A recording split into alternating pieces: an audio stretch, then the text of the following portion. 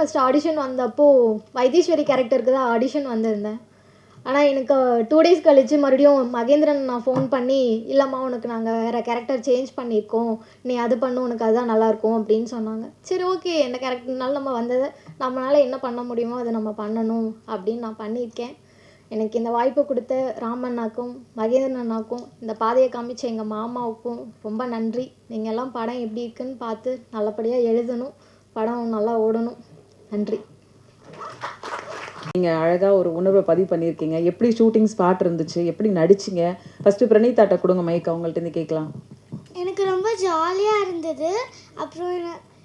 அப்புறம் நான் சூஸ் பண்ண டேரக்டர்ஸாருக்கு ரொம்ப தேங்க்ஸ். அப்புறம் மகேந்திரன்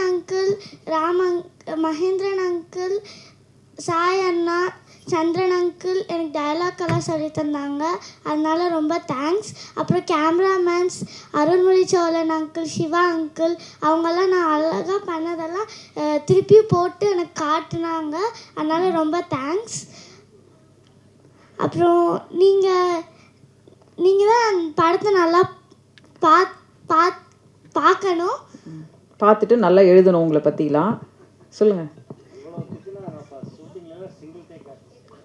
கண்டிப்பா தியேட்டர்ல பாருங்க. சரி, அந்த ஆடு வந்து ஷூட்டிங் எப்போ ஓடுச்சா இல்லை உங்களால பிடிக்க முடிஞ்சதா? அந்த ஆடோட நீங்க எப்படி நடிச்சீங்க அதை சொல்லுங்க. ரொம்ப குட்டியா இருந்துச்சு ஆடு, கம்ஃபர்டபுளா இருந்ததா? எப்படி? கம்ஃபர்டபுளா இருந்தது, தூக்க முடிஞ்சது. சரி, விஜய் கார்த்தி நீங்க சொல்லுங்க. என்ன படிக்கிறீங்க? 2 பேரும் ஒரே ஊர்லேருந்து வந்திருக்கீங்க. ஐ திங்க் இந்த படம் வந்து குடும்ப படம் தான். இயக்குனரோட சொந்தக்காரவங்க நடிச்சிருக்காங்க, அந்த ஊரை நடிச்சிருக்காங்க. புஜ்ஜி அட் அணுப்பட்டியில் சுற்றி இருக்கிற எல்லாரும் சேர்ந்து நடிச்சிருக்கீங்க. ஒரு பெரிய வெற்றி ஆகணும். நிறைய விருதுகள் வேற வாங்கியிருக்கு இந்த படம். ஸோ விஜய் நீங்கள் சொல்லுங்கள். அது உண்மைதான். நான் இந்த படத்தில் நடிப்பேன் எனக்கு முதல்ல சுத்தமாக தெரியாது. ஆக்சுவலி இந்த கூப்பிட்டாங்கிறதுக்காக வந்தேன். என் தம்பியை நடிக்கலான்னு பார்க்குறப்ப என்னதான் வேணும்னு ஒரு திடீர்னு முடிவெடுத்து கூப்பிட்டாரு.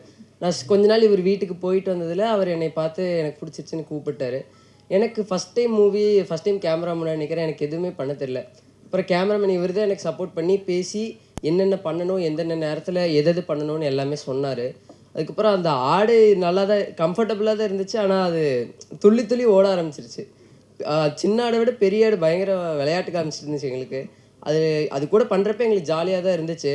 அப்புறம் கூடவே எல்லாருமே சப்போர்ட் பண்ணாங்க எங்களுக்கு. நான் கரெக்டாக சீன்ஸ் தப்பு பண்ணாலும் அதை கரெக்ஷன் பண்ணி இது பண்ணிங்கன்னா உனக்கு கரெக்டாக இருக்கும், இந்த சீன் உனக்கு கரெக்டாக இருக்கும் அப்படின்னு எனக்கு சீன் மாற்றியும் பண்ணாங்க.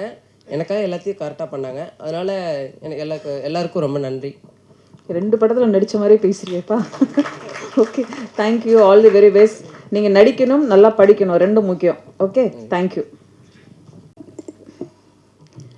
ப்ரெஸ் மீட் மெம்பர்ஸ் அண்ட் எங்களுக்காக வந்த எல்லாருக்கும் என்னோட வணக்கம்.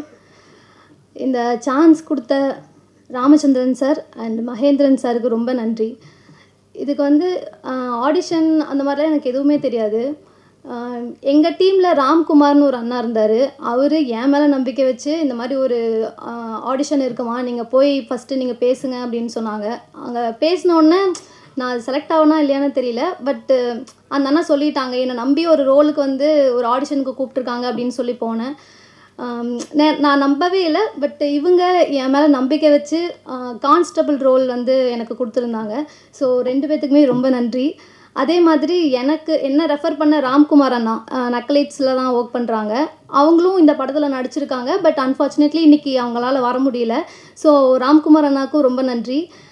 இந்த படத்தை பற்றி சொல்லணும் அப்படின்னா, நான் ஒரு 4 இயர்ஸாக வந்து நான் இந்த ஃபீல்டில் இருக்கேன். நான் ஒரு யூடியூப் ஆர்டிஸ்ட். எனக்கான ஒரு ரோல் எனக்கு ஒரு சாட்டிஸ்ஃபையான ஒரு ரோல் வந்து எப்படா வரும் அப்படிங்கிற ஒரு டிப்ரெஷனில் இருந்தேனே அப்படி சொல்லலாம். நம்ம அன்எக்ஸ்பெக்டடாக ஒரு மிராக்கிள் நடக்கும் அப்படின்னா அது எனக்கு அந்த டைமில் நடந்தது. நான் ஜஸ்ட்டு போய் நம்ம போய் ஜஸ்ட்டு அட்டன் பண்ணலாம் அப்படின்னு தான் நான் பண்ணேன். பட் இவங்க என் மேலே நம்பிக்கை வச்சு எனக்கு இந்த ரோல் கொடுத்தாங்க. அதை தாண்டி எனக்கு வந்து நம்ம ஒன்று நினச்சோம் அப்படின்னா இந்த யூனிவர்ஸே சேர்ந்து ஒரு மிராக்கிள் நமக்கு கொடுக்கும் அப்படின்னு சொல்லுவாங்களே, அதே மாதிரி என்னோடய ரோல் இருந்தாலும் சரி.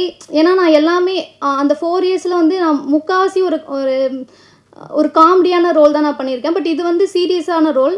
நான் மோஸ்ட்லி சொல்ல போனால் நான் இந்த மாதிரி ரோல் பண்ணணும் அப்படின்னு நான் ரொம்ப நாள் நினச்சிட்டு இருந்தேன். ஸோ அது எனக்கு ரொம்ப பெரிய மிராக்கிளாக இருந்தது. நான் இந்த மாதிரி ரோல் பண்ணுவேனா அப்படிங்கிற ஒரு ட்ரீம் மட்டும்தான் இருந்தது. பட் இது வந்து நினைவாக்க இவங்க 2 பேர்த்துக்குமே ரொம்ப தேங்க்யூ. அண்ட் இந்த படத்தோட லொக்கேஷன் பார்த்தீங்க அப்படின்னா கோயம்புத்தூரில் பட்டணம்னு ஒரு ஊரில் எடுக்கப்பட்டுச்சு.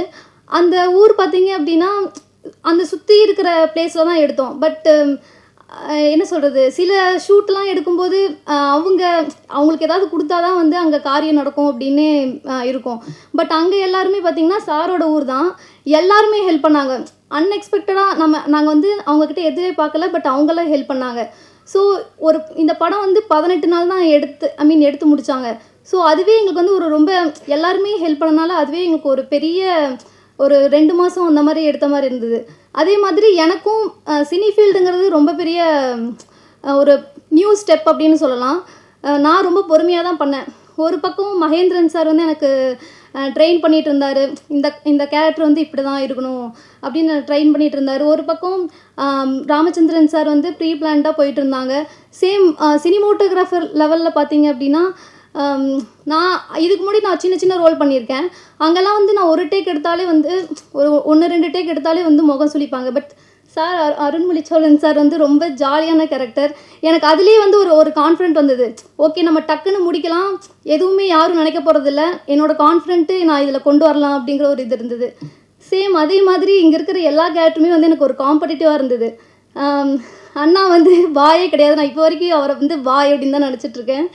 ஸோ ஓகே, நான் இப்போ கான்ஸ்டபிள் அப்படின்னா நான் எப்படி அந்த ரோலை வந்து நம்ம நம்ப வைக்கிறது அப்படிங்கிற ஒரு செல்ஃப் கான்ஃபிடென்ஸ் எனக்கு வந்தது.